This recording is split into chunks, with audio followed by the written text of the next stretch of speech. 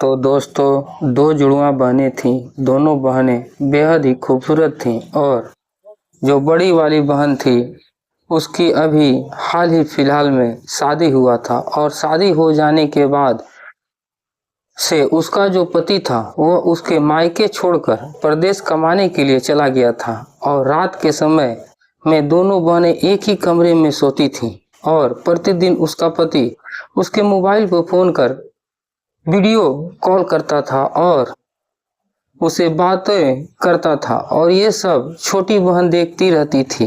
फिर एक दिन की बात है, रात के समय में जो बड़ी बहन थी वो अपने पति से मोबाइल फोन पर वीडियो कॉल पे बातें कर रही थी और जो छोटी बहन थी उन दोनों की बातें सुन रही थी, जिस वजह से उसका भी मन काफी ज्यादा बेचैन हो जाता है।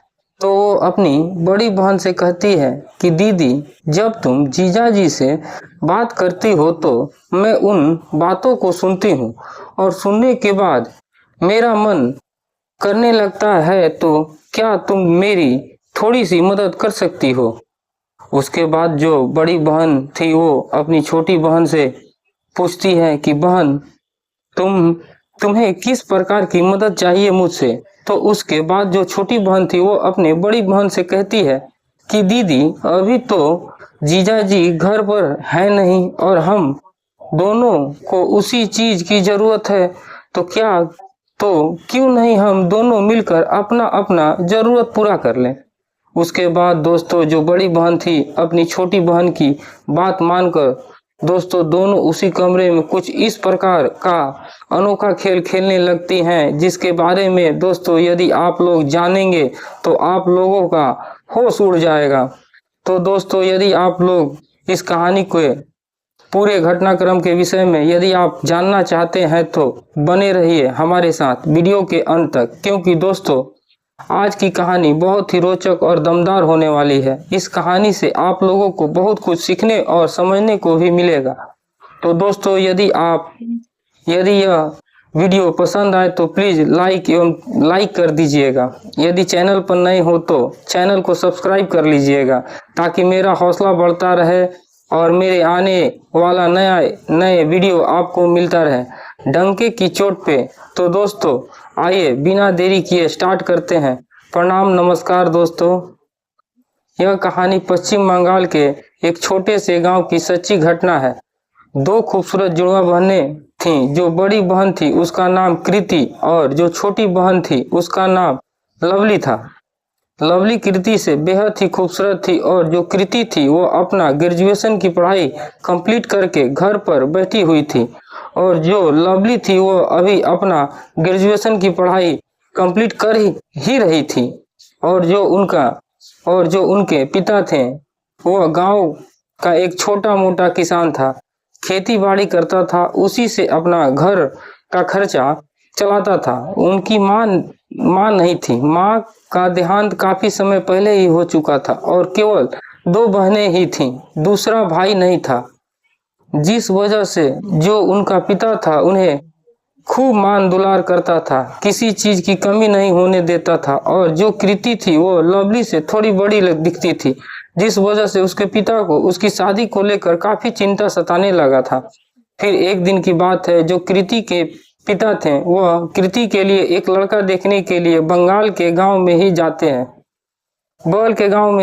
जो लड़का था वह पंजाब के एक कंपनी में काम करता था, अच्छा खासा काम कमा लेता था और उसका भी माता पिता उसका शादी करना चाहते थे। उसके बाद जो कृति का पिता उस लड़के के घर जाता है तो जो लड़का था उस समय पंजाब से घर आया हुआ था, उसका नाम विकास था। और जब वह विकास को देखते हैं तो विकास उसे पहली ही नज़र में पसंद आ जाता है। उसके बाद वह विकास के माता पिता से कृति और विकास की शादी के बारे में बात करता है। फिर उसके बाद जो विकास के माता पिता थे वे लोग भी विकास की शादी कृति के साथ करने के लिए तैयार हो जाते हैं। फिर जो शादी विवाह का दिन तारीख होता है, सब कुछ कृति का पिता वही तय करके घर पर चला जाता है और घर पर जा आता है तो यह बात अपने दोनों बेटियों को बताता है। उसके बाद जब लवली अपने पिता के द्वारा सुनती है कि कृति की शादी तय हो चुकी है तो वह खुशी से उछलने कूदने लगती है और यह बात जाकर अपनी बड़ी बहन कृति को बताती है कि पिताजी अब तुम्हारी शादी तय कर चुके हैं, अब तुम दुल्हन बनकर अपने ससुराल चली जाओगी। फिर जब कृति अपनी शादी के बारे में सुनती है तो वह भी बहुत खुश हो जाती है और अपनी बहन लवली को कहने लगती है, देख लवली, अब मेरी शादी होने वाली है और शादी हो जाएगा तो अब तुम्हारा जीजा घर आएगा। तुम जीजा के साथ किसी प्रकार शरारत या मजाक मत करना, मुझे बिल्कुल पसंद नहीं है। फिर दोस्तों दोनों बहन अब आपस में ही हंसी ठिठोली करती हैं। उसके बाद दोस्तों जो कृति का पिता था वो कृति के शादी की तैयारी में लग जाता है। फिर तय समय पर जो विकास था वह बहुत ही धूमधाम से बारात लेकर उनके दरवाजे पर चला जाता है और कृति का हाथ पीला करके उसे अपने पत्नी बनाकर अपने घर लेकर चला जाता है। और दोस्तों जब पहली बार कृति अपने पति के साथ ससुराल जाती है तो दोस्तों वो बहुत खुश हो जाती है, क्योंकि जब रात के समय में विकास कृति के कमरे में आता है तो कृति दिल खोलकर उसके साथ मिलती है और जो पति के बीच में रिश्ता होता है, पति पत्नी के बीच में जो रिश्ता होता है वह अपना रस्म पूरा करती है। फिर दोस्तों हंसी खुशी से वे लोग रहने लगते हैं, लेकिन दोस्तों उनकी खुशी में ना जाने किसकी नजर लग जाता है। शादी के कुछ ही दिनों बाद जो कृति के सास ससुर थे उनका देहांत हो जाता है। उसके बाद जो विकास था वो बिल्कुल अकेला हो जाता है। तो वह एक दिन अपने पत्नी कृति से कहता है कि कृति, तुम जानती हो कि मैं अपने काम को लेकर हमेशा पंजाब में रहता हूँ और अब तो मेरे माता पिता भी नहीं रहे, फिर तुम यहाँ पर किसके सहारे रहोगी। इसके बाद जो कृति थी वो विकास को कहती है कि ठीक है, मैं अपने मायके चली जाती हूँ और आप अपना काम करने पंजाब चले जाइए।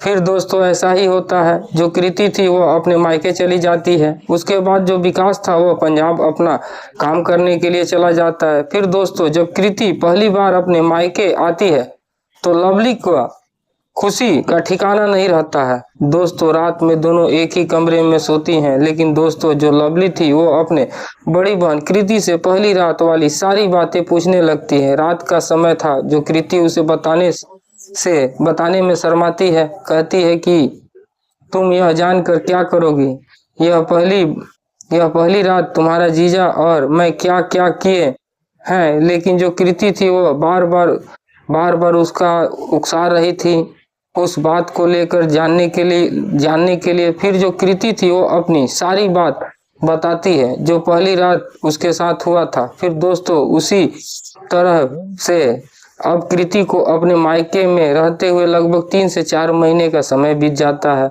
उतने समय में दोनों बहनें आपस में खूब घुल मिल जाती हैं। दोनों बहनों एकदम दोस्त की तरह रहती थीं। उनके बीच कोई गिला शिकवा नहीं था। जो कुछ भी बात होता था एक दूसरे से खुल्लम खुल्ला शेयर किया जा करती थी, कोई बात छुपाती नहीं थी। और दोस्तों प्रतिदिन जब रात होता था तो जो कृति का पति था वह पंजाब से उसके मोबाइल फोन पर वीडियो कॉल कर देता था और उससे बातें करने लगता था। और जो लवली थी वह उन दोनों की सारी बातें सुनती थी और देखती भी थी, जिस वजह से उसके अंदर भी काफी बेचैनी पड़ जाती थी। प्रतिदिन का यह खेल था। जब रात होता था और खाना पीना खाने के बाद सभी लोग सो जाते थे तो कृति का पति उसके मोबाइल फोन पर वीडियो कॉल करके उससे बातें करने लगता था और पास में ही सोई लवली सब कुछ देखती और सुनती रहती थी। फिर दोस्तों एक दिन की बात है, रात के समय में जब दोनों बहन खाना पीना खाकर अपने कमरे में सोने के लिए चली जाती हैं तो जो लवली थी वह कृति से कहती है कि देख बहन, तुम रोज अपने पति से वीडियो कॉल पर बात करती हो, मैं देखती हूँ, मैं और सुनती भी हूँ, जिस वजह से मेरा भी मन काफी बेचैन हो जाता है। तो उसके बाद जो कृति थी वो लवली से कहने लगती है कि तुम कहना क्या चाहती हो। इसके बाद जो लवली थी वो कृति से कहती है कि जीजा तो अभी इस वक्त में हम लोगों के पास है नहीं और मैं देखती हूँ कि तुम भी जीजा से बात करके काफी रंगीन मिजाजी हो जाती हो। इसलिए मैं सोच रही हूँ कि क्यों नहीं हम दोनों ही मिलकर अपनी अपनी जरूरतों को पूरा कर ले। वैसे भी हम दोनों बहनें जुड़वा हैं और मैं भी शादी करने लायक हो चुकी हूँ, लेकिन अभी अपना पढ़ाई कर रही हूँ, जिस वजह से पिताजी मेरी शादी अभी करेंगे नहीं। और मेरे अंदर भी कुछ इच्छाएं और कुछ ज़रूरतें हैं जिनको मैं पूरा करना चाहती हूँ। इसके बाद जब कृति अपनी छोटी बहन लवली की इतना बात सुनती है तो वह लवली से कहती है कि नहीं, ऐसा काम हम दोनों को नहीं करना चाहिए। लेकिन दोस्तों, जो लवली थी वह कृति को राजी करने के लिए उसके साथ बार बार जिद करने लगती है। फिर दोस्तों, अंत में जो कृति थी वो लवली की बातें मान जाती है। फिर दोनों बहनें आपस में मिलकर अपनी सारी जरूरतों को पूरा करती हैं। फिर दोस्तों, उस रात के घटना के बाद से जो लवली थी उसके अपनी बहन कृति के आदत पड़ जाती है।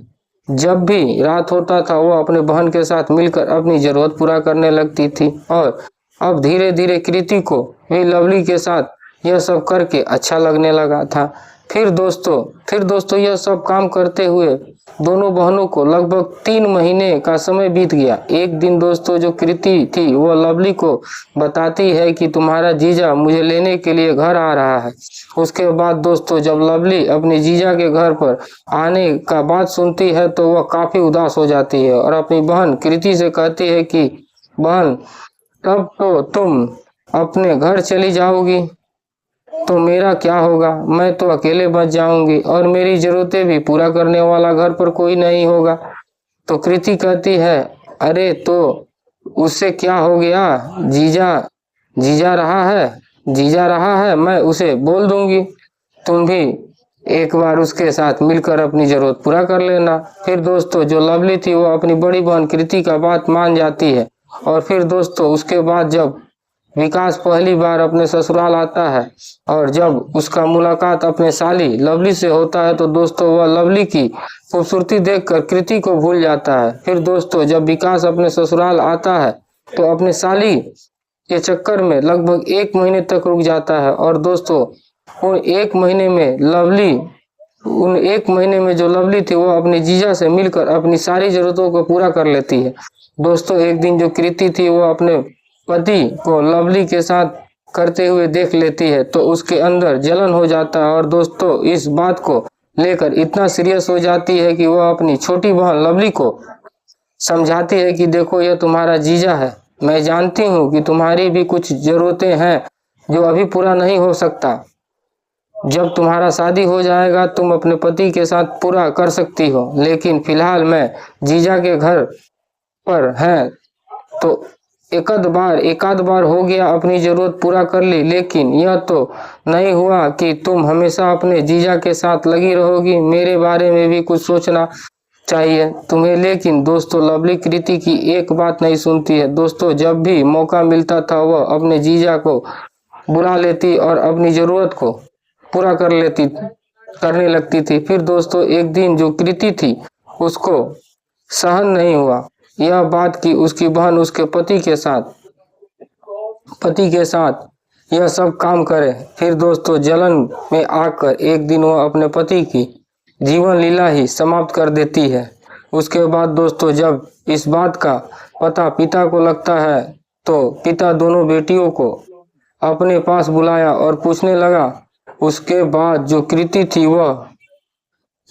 थी वह खुलकर लवली की सारी बातें अपने पिता से बता दी। उसके बाद जब पिता को अपने दोनों बेटियों के इस बारे में पता चला तो जो पिता था वह एक नंबर का सीधा साधा इंसान था। उसे रहा नहीं गया और बोला कि नहीं, जब तुम दोनों ने मिलकर गलती की है तो तुम दोनों को ही सजा भुगतना पड़ेगा। और दोस्तों, वह उसी समय पुलिस स्टेशन जाकर अपने दोनों बेटियों को केस कर दिया।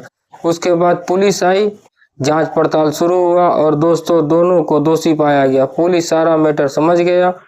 इसके बाद दोनों को जेल की हवा खानी पड़ी। तो दोस्तों, इसलिए कहा जाता है कि कोई भी काम सोच समझ कर करना चाहिए और किसी को बहकावे में या लालच में नहीं आना चाहिए। एक ना एक दिन तो उसका भी शादी होगा और उसका भी जरूरत पूरा करने वाला मिल जाएगा। तो जो समय पढ़ने लिखने और पढ़ने लिखने का है तो पढ़ाई लिखाई पर फोकस करें, इधर उधर की बात पर ध्यान ना दें। तो दोस्तों, आज का कहानी बताने का मेरा मकसद किसी के दिल को दुखाना या परेशान करना नहीं था। केवल यही कहानी मैं समाज को जागरूक और सचेत करने के उद्देश्य से बनाया हूँ, ताकि लोग इस बात को जाने। यदि उनको 2 बेटियों और बेटियां हैं और दोनों शादी करने के लायक हो चुकी हैं तो दोनों का शादी करा दें।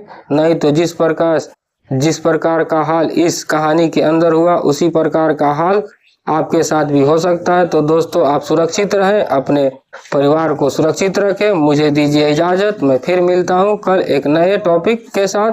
तब तक के लिए